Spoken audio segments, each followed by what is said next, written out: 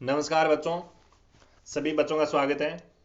बच्चों, सभी को पता है पशु परिचर भर्ती का रिजल्ट आ चुका है। अभी पशु परिचर भर्ती का परिणाम आया है। 3 तारीख को आया था बच्चों। और अब इन्होंने क्या किया है, नॉर्मलाइजेशन किया है। इस भर्ती के अंदर पशु परिचर भर्ती की मैं बात करूं तो इसके अंदर लगभग 3 लाख है। लगभग 3 लाख क्यों, लगभग 4 लाख ही मानो ना।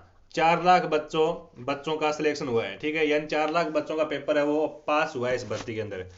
तो 4 लाख है बच्चों का पास होने के बावजूद यानी 62 गुना इन्होंने पास किया। कितने गुना किया है? 62 गुना इन्होंने बच्चों को पास किया है। फिर पास करने के बाद नॉर्मलाइजेशन के नाम पर एक बड़ा कलंक कर रहे हैं, विश्वासघात कर रहे हैं बच्चों के साथ। पशु परिचर भर्ती के अंदर खड़े हुए सवाल खड़े होने संभावित है कि उन्होंने जताई आपत्ति। सभी बच्चों के अंदर आक्रोश भरा हुआ है, गुस्सा है सरकार के प्रति, राजस्थान कर्मचारी चयन के प्रति, बोर्ड के प्रति। नॉर्मलाइजेशन प्रक्रिया में राजस्थान बेरोजगार युवाओं के साथ वो छेड़खानी की है।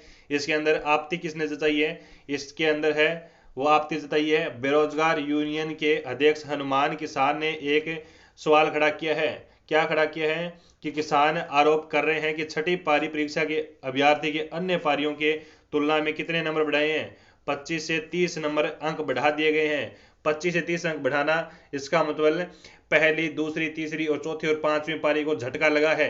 पूरी भर्ती की कट ऑफ ही बदल दी गई है बच्चों।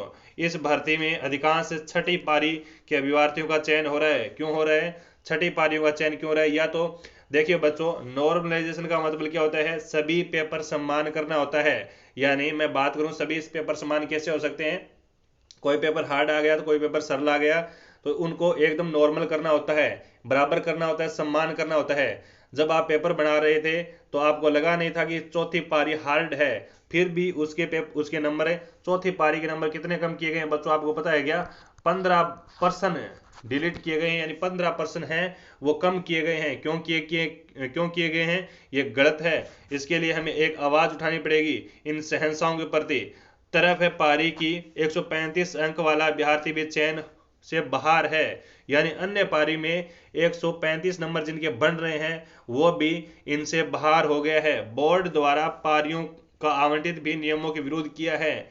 इसका शहंशाहों को क्या उठाना पड़ेगा? खामियाजा भुगतना पड़ेगा, ठीक है। जिसमें अंतिम पारी उन अभ्यर्थियों को परीक्षा जिन्होंने लास्ट में आवेदन किया, जिन्होंने हनुमान किसान ने ये परिणाम पर सवाल खड़े किए। हनुमान ही नहीं, पूरा राजस्थान है अपने हक के लिए लड़ाई लड़ेगा। अब क्यों लड़ेगा? क्योंकि ये विश्वासघात किया है राजस्थान कर्मचारी चयन बोर्ड ने विश्वासघात किया है। छठी पारी में इतना नंबर बढ़ाए, क्यों बढ़ाए हैं? या तो फिर नॉर्मलाइजेशन के नाम पर सही किया जाना चाहिए। ये तो नॉर्मलाइजेशन के नाम पर विश्वासघात कर रहे हैं अन्य पारियों की तरफ से। यानी छठी पारी में सबसे ज्यादा सिलेक्शन लिए गए हैं, अन्य पारियों के 135 तक ही नहीं बढ़ रहे। 135 तो महात्माओं की इसके बने ही नहीं है, 135 तो किसी के है ही नहीं। 100 से लेकर 120 तक किसी बच्चे के नंबर बन रहे हैं, उनका सिलेक्शन रोका जा रहा है। क्यों रोका जा रहा है? ये गलत है। इनके खिलाफ है वो आवाज उठानी पड़ेगी। और आंसर की तो आ गई है।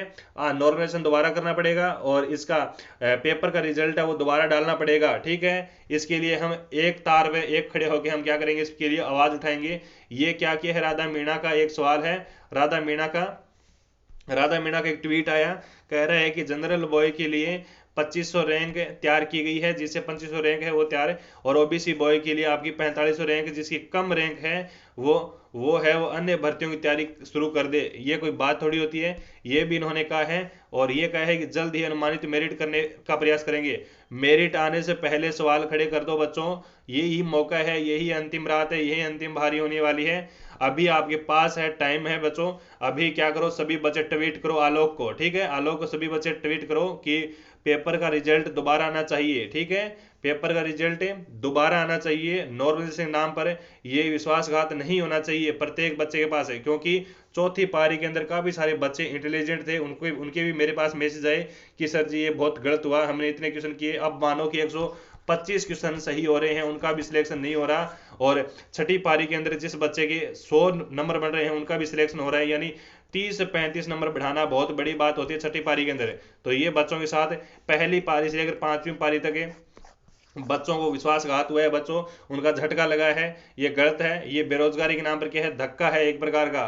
इन शहंशाहों को कहीं ना कहीं चुनाव में खामियाजा भुगतना पड़ सकता है। हम बददुआ नहीं दे रहे हैं, ये हम रियल बता रहे हैं, ठीक है। तो सारे बच्चे एक तरफ आकर ट्वीट करिएगा। मेरी यही मानना है कि आप अगर एक तरफ से ट्वीट करेंगे, आलोक जी को, राशन कर्मचारी चयन बोर्ड को टैग करके ट्वीट करेंगे, सारे टीचर आपके साथ है, सारा सहयोग आपको मिलेगा बच्चों।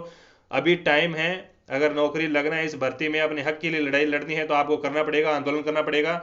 इसके लिए रिजल्ट दोबारा मांग करो, नॉर्मलाइजेशन की दोबारा मांग करो, ठीक है। मेरिट अपने आप आ जाएगी। फिर अगर इतनी मेरिट हाई रहेगी तो किसी बच्चे का चयन ही नहीं हो रहा है, फिर तो छठी छठी पारी ले जाएगी, चौथी पारी में तो कुछ बच्चे का हो ही नहीं रहा है। तो ये गलत है बच्चों। और बाकी आपकी क्या राय है कमेंट बॉक्स में जरूर बताना। मेरी ये राय है, मैं टैग कर दिया, मैंने ट्वीट भी कर दिया, मैंने 2-3 ट्वीट कर दिए, दिन में भी किए और अभी भी कर रहा हूँ भी, ठीक है। और आप भी ट्वीट करिएगा बच्चों। और इन भर्ती, पशु परिचर भर्ती के बारे में आपकी क्या राय है वो भी मेरे को कमेंट में जरूर बताइएगा। और हम मिलते हैं अगली क्लास में, तब तक के लिए जय हिंद, जय भारत, वंदे मातरम, जय जय श्री राम।